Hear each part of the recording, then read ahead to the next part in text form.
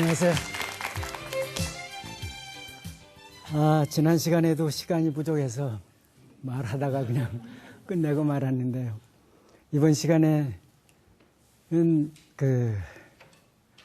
간송미술관에 지금 수장되어 있는 관동명승첩이라는 화첩을 집중적으로 이야기를 해나가려고 합니다. 이 관동명승첩 얘기를 하려면 또 이 화첩이 어떤 배경으로 만들어지는지 하는 거를 여러분들이 아셔야죠. 그림 왜 배경 설명을 그렇게 길게 하느냐 하면은 그 그림이 이루어지는 그 배경을 알아야 그 그림을 정확히 알 수가 있죠.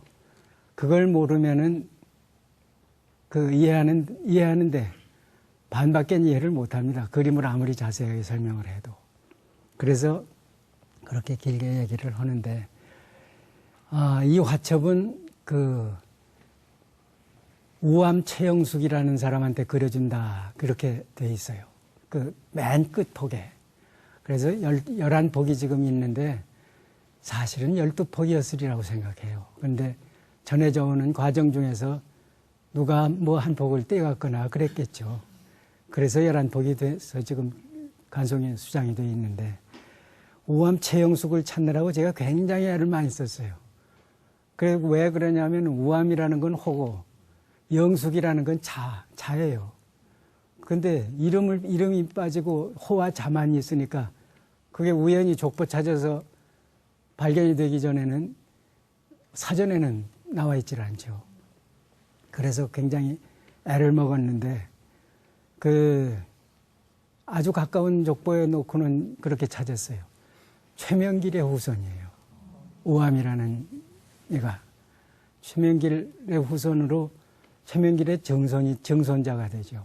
정손자가 되는데 그 아버지가 경종 때 좌의정 지낸 최석항의 아들이에요.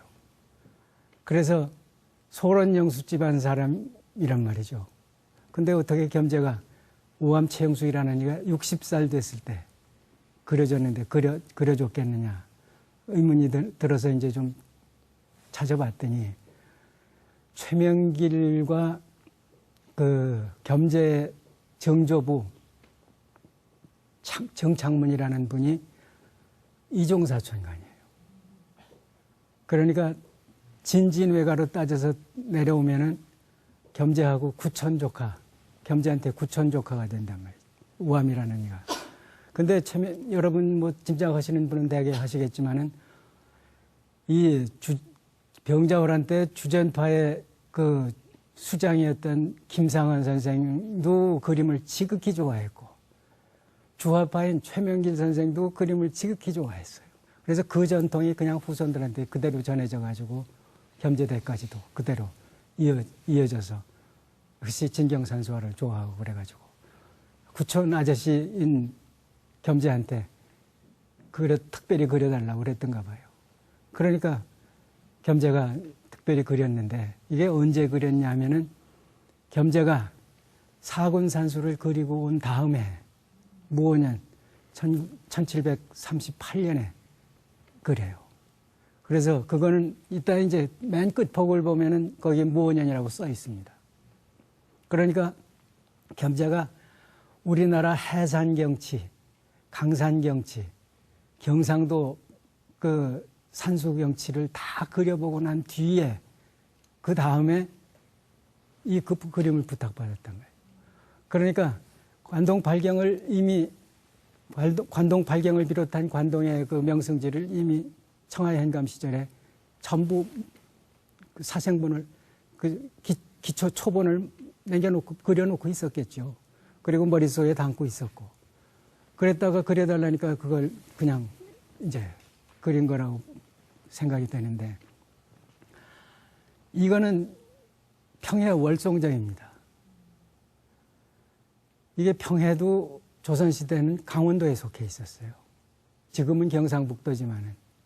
그래서 월성정이라는 데인데 이게 송림이 지금도 이렇게 우거져 있어요. 지금 가봐도. 그래서 지금 가봐도 이 경치 그대로입니다. 저렇게 앞에는 그냥 동해바다가 툭 터지고 이렇게 반달 모양으로 구릉이 감싸이고 그 반달 모양 그 중심부에 월성정이 있고, 그래서 그 경치를 그리기에는 남방화법인 묵법 위주로 그림을 그려야 그 느낌이 나겠다 생각하니까 순전히 묵법으로만 그림을 그리고 있어요. 그래서 겸재가 한 화면에 음양조화를 화면 구성의 원칙으로 삼고 있다 하는 면으로 볼 때는 그게 안 맞는 거죠.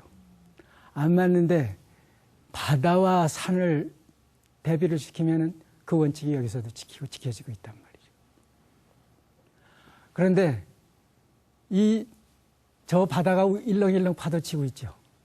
저것도 겸재가 동해바다를 보고 스스로 터득해낸 겸재기법입니다. 겸재파도예요. 저렇게 장대하게 울렁거리는 건. 근데 본래 중국의 화론에서는 원수무파라고 그래가지고 먼 물은 파도가 없다고 그랬거든. 아득한 파도는 안 보이죠. 근데 여기는 원수유파예요. 먼 바다가 파도가 일렁이고 있단 말이에요. 그러니까 그런 화론에도 구애되지 않았던 겸재를 알 수가 있죠. 그리고 이제 내만에 들어와서 이렇게 내만에 들어온 물은 파도가 없다면 내만에 파도가 있을 수가 없죠. 그러니까 뭐든지 어떤 원칙에 그냥 끌려다녀서도 안 돼요. 창조하는 사람은. 그런 원칙이 있다 하는 거는 그런